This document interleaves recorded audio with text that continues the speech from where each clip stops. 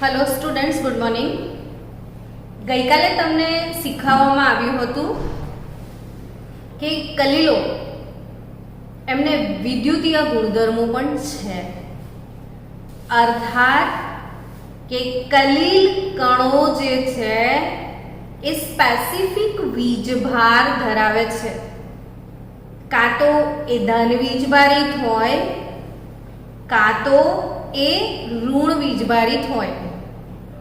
ને કયું કલીલ કયો વીજભાર ધરાવે છે એ કેવી રીતે જાણી શકાય, એના માટે આપણે ઇલેક્ટ્રોફોરેસિસ એટલે કે વૈદ્યુત કણ સંચલન એવું સાધન જે છે, યુ શેપની એક ટ્યુબ હતી ને એમાં કલીલને ભરવામાં આવે છે ને જો કલીલ કણો ઋણ ધ્રુવ તરફ માઇગ્રેટ થાય તો એ ધન વીજભારિત કલીલ છે, અને કલીલ કણો ધન ધ્રુવ તરફ માઇગ્રેટ થાય, યાની કે ધન ધ્રુવ તરફ એનું સ્થાનાંતરણ થાય તો એ કલીલ પોતે ઋણ વીજભારિત કલીલ છે તેવું કહેવાય.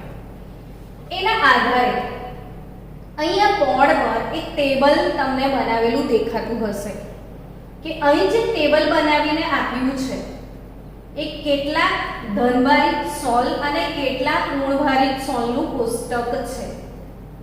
આમાંથી સ્ટુડન્ટ્સ ક્વેશ્ચન પૂછાવાના ચાન્સીસ ઘણા બધા વધારે છે. એમસીક્યુઝમાં આવી શકે કે નીચેના પૈકી કયો કલીલ ધન વીજભારિત છે, અથવા કયો કલીલ ઋણ વીજભારિત છે, અથવા આના પછીનો ટોપિક તમે શીખવા જઈ રહ્યા છો સ્કંદન, તો કયા કલીલનું સ્કંદન કયા આયન વડે થશે. તો જ્યાં સુધી આ સમજણ નહીં હોય તો એ ટાઈપના એમસીક્યુ તમારાથી સોલ્વ નહીં થઈ શકે. એટલે સૌથી પહેલા ટેબલ તમે યાદ કરજો કે જે ધનભારિત સોલ છે અને ઋણભારિત સોલ છે એ કયા કયા છે. તો અહીં આગળ ધન વીજભારિત સોલ કયા કયા છે, તો જળયુક્ત ધાત્વીય ઓક્સાઇડ, કાલે જ તમને મેં આ ભણાવ્યું હતું કે FeCl3 વધુ પ્રમાણમાં લો ને એમાં ગરમ પાણી તમે ઉમેરો તો Fe2O3 xH2O ને એના અવક્ષેપી સપાટી પર કોમન આયન પસંદગીયુક્ત આયનનું અધિશોષણ થાય Fe+3 નું ને આ પ્રમાણે ધનભારિત કલીલ બનશે એવું આપણે ગઈકાલના લેક્ચરમાં પણ ભણ્યા હતા. તો અહીંયા ખાસ યાદ રાખજો કે આ જે કલીલો છે જળયુક્ત હાઇડ્રોક્સાઇડ અથવા ઓક્સાઇડ કલીલ, આ ધનભારિત કલીલો છે, જ્યારે કે સલ્ફાઇડ જો મેં ઘણા બધા લેક્ચરમાં વારે તમને રિવાઇઝ કરાવેલું કે આર્સેનિયમ સલ્ફાઇડ એ ઋણભારિત કલીલ છે, કેડમિયમ સલ્ફાઇડ ઋણભારિત કલીલ છે, એન્ટીમની સલ્ફાઇડ ઋણભારિત કલીલ છે, ગોલ્ડ, કોપર, સિલ્વર આ બધાના સોલ જે છે એ ઋણભારિત સોલ છે. હવે આપણે એસિડ ડાયસ્ટફની વાત કરીએ. એસિડ ડાયસ્ટફ જેમ કે ઇઓસિન અને કોંગોરેડ, આ બી એક્ઝામમાં તમને આવે એમસીક્યુઝમાં કે ઇઓસિન અને કોંગોરેડ કયા પ્રકારના સોલ છે. તો માઇન્ડમાં રાખજો કે ઇઓસિન કોંગોરેડ એસિડ ડાયસ્ટફ છે જે ઋણભારિત સોલ છે. સ્ટાર્ચ, ગુંદર, જીલેટિન, રબર, માટી, ચારકોલ આ બધા ઋણભારિત સોલ. હિમોગ્લોબિન, બ્લડની અંદર હિમોગ્લોબિન જે કલીલ છે, આપણું લોહી એક કલીલ છે ને લોહીની અંદર હિમોગ્લોબિનના કણો છે, તો એ હિમોગ્લોબિનના કણો ધન વીજભારિત છે એટલે લોહી ધન વીજભારિત સોલ કહેવાય. એવી રીતે ટિટાનિયમ ડાયોક્સાઇડનો જે સોલ છે, ધાત્વીય ઓક્સાઇડ, એ પણ ધન વીજભારિત કલીલના ઉદાહરણ છે. હવે કેમ યાદ રાખવાનું, તો કે આજે એક સરસ મજાનો ટોપિક તમે ભણવા જઈ રહ્યા છો સ્કંદન. કયો ટોપિક આપણે ભણી રહ્યા છીએ? કલીલોનું સ્કંદન. અને આ કલીલોનું જે સ્કંદન છે એ પર્ટિક્યુલર આજે જળ વિરાગી કલીલના સ્કંદનની આપણે વાત કરવા જઈ રહ્યા છીએ. કે જળ વિરાગી એટલે લાયોફોબિક કલીલ, જે બંને વચ્ચે સ્નેહ નથી હોતો, તેલ અને પાણી જેવા ઘટકો કે જે એકબીજાને સ્નેહ નથી કરતા પણ છતાં પણ એમને ઘણી બધી રીતે મિશ્ર કરીને કલીલ બનાવી શકાય છે. તો એવા કલીલો કે જે બળપૂર્વક બનાવેલા છે, એવા જળ વિરાગી કલીલો, એમનું સ્કંદન એટલે શું એ સમજીએ. થોડી નોર્મલ વાત કરી લે, જેમ કે દૂધ છે. દૂધ એક કલીલ દ્રાવણ છે. તો આ દૂધનું સ્કંદન એટલે શું?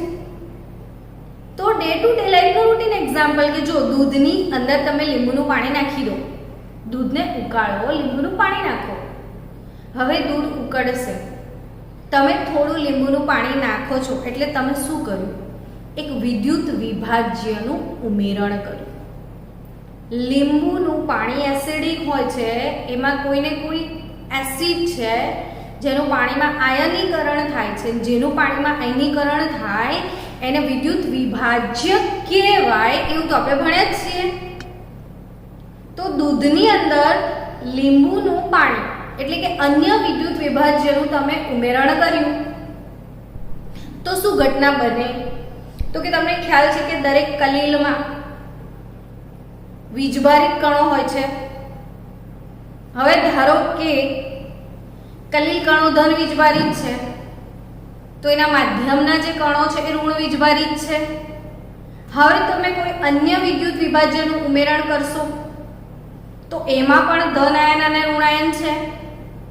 સમજો, તમારા કલીલમાં ધન આયન અને ઋણ આયન છે, તમે કોઈ વિદ્યુત વિભાજ્યનું ઉમેરણ કર્યું, એમાં પણ ધન આયન અને ઋણ આયન છે. તો કલીલ ધારો કે ધનભારિત હોય તો તમે જે ઉમેરણ કર્યું છે એના ઋણભાર જોડે એનું આકર્ષણ થાય ને પરિણામે ધન ઋણને આકર્ષી અને તટસ્થ બની જાય. તટસ્થ બની જાય એટલે કણો જે છે એમનો સમુચ્ચય બની જાય ને કણોનો સમુચ્ચય બની ને અવક્ષેપન થઈ જાય. એને કહેવાય કલીલનું સ્કંદન. અને આપણે ડે ટુ ડે લાઈફમાં જોયું જ છે કે ઉકળતા દૂધમાં લીંબુનું પાણી નાખશું તો દૂધ ફાટી જશે. દૂધના કણો સમુચ્ચય બનીને અવક્ષેપન પામશે ને અવક્ષેપન પામે ત્યારે વિક્ષેપન માધ્યમ જે છે, અંદરનું પાણી જે છે એ અલગ થઈ જશે, કલીલના કણો પણ અલગ થઈ જશે ને તમને પનીર નામની વસ્તુ મળશે. તો આ ઘટનાને સ્કંદન કહેવામાં આવે છે કે કલીલ કણોનું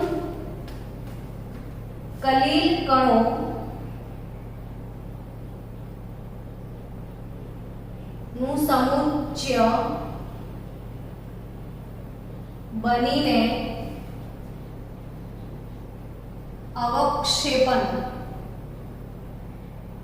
અવક્ષેપન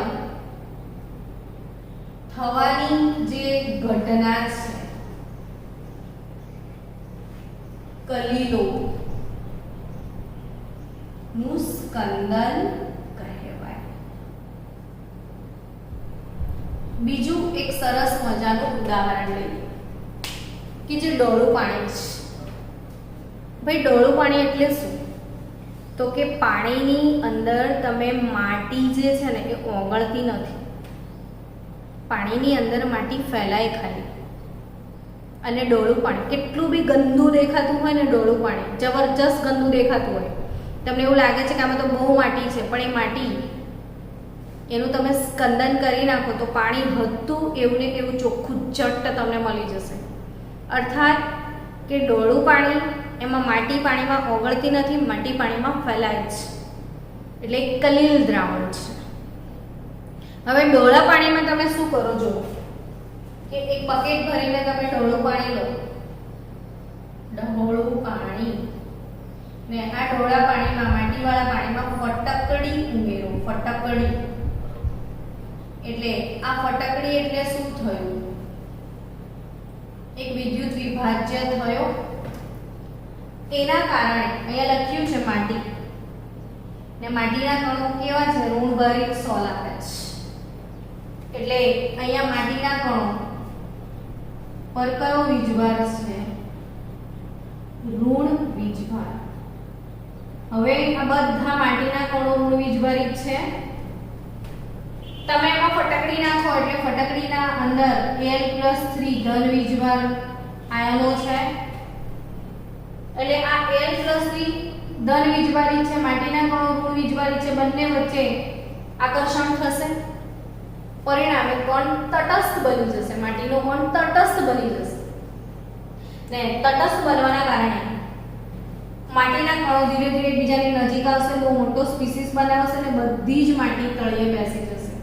બહુ જ સરસ એક્ઝામ્પલ છે, ટ્રાય કરવા જેવું કે જેટલું પણ ડોળું પાણી હશે બધી જ માટીના કણો નીચે અવક્ષેપણ પામીને તળિયે બેસી જશે અને પાણી બિલકુલ ક્લીન તમને મળી જશે.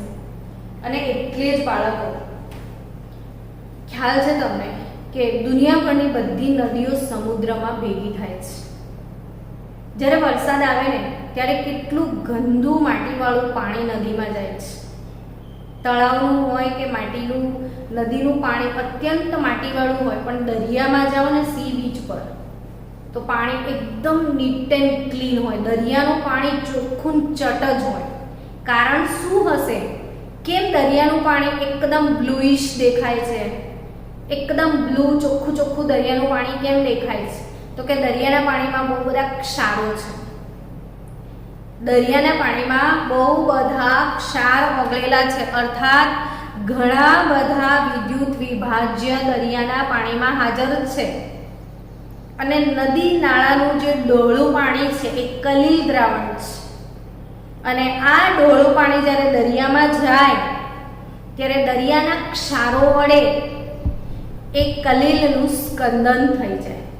એટલે જેટલા પણ માટીના થર છે એ બધા તળિયે બેસી જાય ને ઓલવેઝ તમે એકદમ ચોખ્ખું પાણી, ક્રિસ્ટલ ક્લિયર જેવું પાણી તમને દરિયાનું દેખાશે, કારણ કે એ પાણીમાં ક્ષારો છે ને ડોળા પાણીનું સ્કંદન કરે છે. તો હવે અહીંયા સ્કંદન કલીલ કણોનું સમુચ્ચય બનીને અવક્ષેપણ થવાની ઘટનાને કલીલોનું જે સ્કંદન કહેવાય છે. એ સ્કંદન માટેના હાર્ડી અને શુલ્સ નામના વૈજ્ઞાનિકે બે નિયમો આપ્યા છે. હાર્ડી અને શુલ્સના નિયમો. કલીલોનું સ્કંદન માટે કોના નિયમો? હાર્ડી અને શુલ્સ. તો હાર્ડી અને શુલ્સનો પહેલો નિયમ શું છે કે કલીલ કણો ના સ્કંદન માટે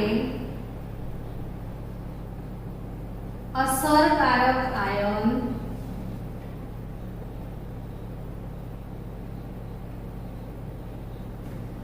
એ છે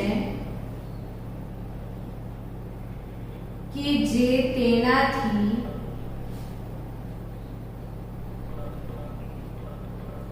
વિરુદ્ધ વીજભાર ધરાવતા હોય. કલીલ કણોના સ્કંદન માટે અસરકારક આયન એ છે કે જે તેનાથી વિરુદ્ધ વીજભાર ધરાવતા હોય. અને બીજો ગુણધર્મ છે હાર્ડી અને શુલ્સનો નિયમ કે આ જે સ્કંદન કરતા શક્તિ જે છે, સ્કંદન કરતા શક્તિ અથવા સ્કંદન શક્તિ જે છે એ કણોના વીજભારના ચતુર્થ ઘાતના સમપ્રમાણમાં હોય છે. હાર્ડી અને શુલ્સના નિયમો બાળકો બહુ સારી રીતે યાદ રાખો. કલીલોનું સ્કંદન કોના વડે થાય? તો અન્ય વિદ્યુત વિભાજ્યના ઉમેરણથી થાય. આપણે કયા કલીલની વાત કરીએ છીએ? તો જળ વિરાગી કલીલ, લાયોફોબિક કલીલ. ને લાયોફોબિક કલીલનું સ્કંદન અન્ય વિદ્યુત વિભાજ્ય ઉમેરીને કરી શકાય છે. ને અન્ય વિદ્યુત વિભાજ્ય ઉમેરીને કલીલોનું જે સ્કંદન થાય છે એના માટેના બે નિયમો કોણે આપ્યા છે? હાર્ડી અને શુલ્સે.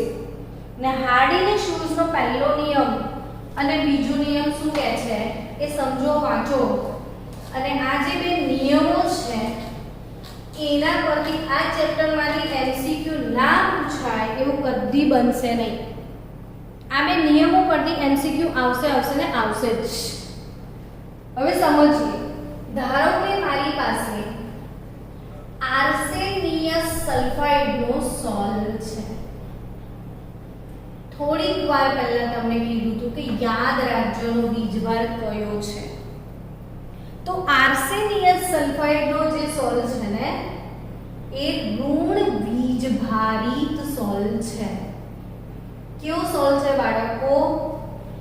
ઋણ વીજભારિત સોલ્ટ છે. આર્સેનિયસ સલ્ફાઇડનો સોલ્ટ ઋણ વીજભારિત સોલ્ટ છે. હવે આ શું કહે છે? પહેલો નિયમ તો કે કલિકણોના સ્કંદન માટે અસરકારક આયન કયો? તો કે જે તેનાથી વિરુદ્ધ વીજભાર ધરાવતો હોય. હવે આ જે સોલ્ટ ઋણ વીજભારિત છે તો એનું સ્કંદન, આના સ્કંદન માટે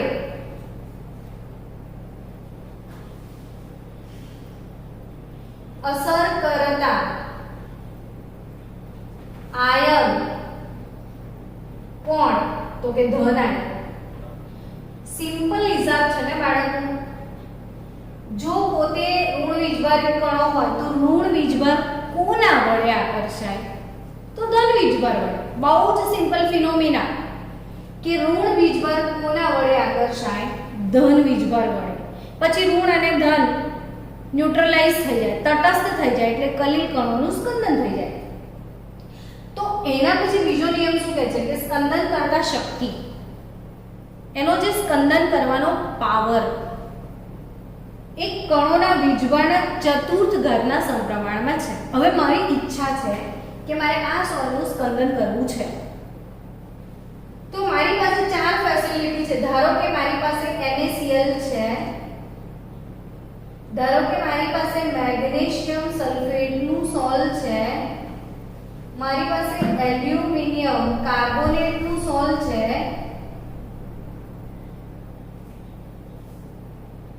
ને મારી પાસે K4FeCN6 વાળું સોલ્ટ છે.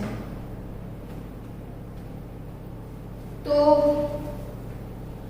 આ ત્રણ સોલ્ટ રાખીએ ચલો કે આનું સ્કંદન કરવા માટે મારી પાસે ત્રણ સોલ અવેલેબલ છે. તો આ ત્રણ સોલમાંથી તમને પ્રશ્ન પૂછાશે પરીક્ષામાં આવો કે એના અસર કરતા આયન કયો અથવા એની સ્કંદન શક્તિનો ક્રમ કયો? આ પ્રશ્ન આવશે એમસીક્યુ બનીને. ત્યારે શું વિચારશો તમે કે આ જે કલિલ છે એ ઋણ વીજભારિત કલિલ છે. ઋણ વીજભારિત કલિલ માટે અસર કરતા આયન કોણ? તો કે ધન આયન થાય. તો આ ત્રણેય સોલ્વમાં ધન આયન છે શોધી કાઢો. તો કે આનો ધન આયન કોણ? Na+. આનો ધન આયન કોણ? તો કે મગનલાલ Mg2. આનો ધન આયન કોણ? તો કે અલીગઢ Al+3. ચલો ક્લિયર? પહેલા નિયમ 3 અહીં સુધી પહોંચી ગયા. હવે બીજો નિયમ વાંચો. તો કે સ્કંદન કરતા શક્તિનો ક્રમ કણોના વીજભારના ચતુર્થ ઘાતના સમપ્રમાણમાં છે. વીજભારના ચતુર્થ ઘાતના સમપ્રમાણમાં છે એટલે જેનો ઓક્સિડેશન આંક વધારે એની સ્કંદન શક્તિ વધારે. તો અહીંયા સૌથી સારામાં સારી સ્કંદન પાવર જેને કહેવાય એટલે કોણ? ઝડપથી થોડુંક જ પ્રમાણે નાખવાથી પણ સ્કંદન થઈ જાય એવું કોણ? એવો પ્રશ્ન પૂછે છે કે અસર કરતા એટલે વધારે સારું સ્કંદન કરતા કોણ? તો અહીંયા સ્કંદન શક્તિ સૌથી સારી કોની? તો કે જેનો ઓક્સિડેશન આ ઊંચો હોય અર્થાત સ્કંદન શક્તિનો ક્રમ Al+3 greater than Mg2 greater than Na+. અર્થાત ત્રણેયનું સ્કંદન તો કરી જ શકે છે. કેમ ત્રણેયનું સ્કંદન કરી શકશે? કારણ કે પોતે ઋણ વીજભારિત સોલ છે. ઋણ વીજભારિત સોલ માટે સ્કંદન કરતા આયન ધન આયન. હવે ધન આયનમાં 3 જણ છે તો બીજો નિયમ તરફ જાઓ. બાર્ડીશોઝનો બીજો નિયમ શું કહે છે કે સ્કંદન કરતા શક્તિ એ કણોના વીજભારના ચતુર્થ ઘાતના સમપ્રમાણમાં છે. એટલે સૌથી સારામાં સારો સ્કંદન પાવર Al+3 નો ગણાય. અને સારામાં સારો સ્કંદન પાવર છે એટલે એનું અલ્પતમ પ્રમાણ જરૂરી છે. અર્થાત જેનો સ્કંદન શક્તિનો ક્રમ સારો હોય એ વાળો ક્ષાર તમે થોડોક જ નાખો તો બી સ્કંદન થઈ જાય. હવે આના કરતા આનો સ્કંદન પાવર ઓછો છે. એટલે ધારો કે આ 10 ml વપરાતું હોય તો આ વધારે વપરાશે, 20 ml વપરાશે. કેમ? તો કે એનો સ્કંદન પાવર ઓછો છે. અને ધારો કે આ નાખો તો વધારે હજી નાખવો પડશે 30 ml. કેમ આવું થાય? તો કે આનો સ્કંદન પાવર ઓછો છે એટલે એનું પ્રમાણ જરા વધારે નાખવું પડે. અને જેની સ્કંદન શક્તિ ખૂબ વધારે છે એનું પ્રમાણ થોડુંક નાખો તો પણ ચાલી જાય. મિલીમોલમાં નાખવાનું છે, મિલીમોલ અમાઉન્ટ. તો અહીંયા સ્કંદન મૂલ્યની વાત કરીએ. સ્કંદન મૂલ્ય કોને કહેવાય? તો કે સ્કંદન મૂલ્ય એટલે શું?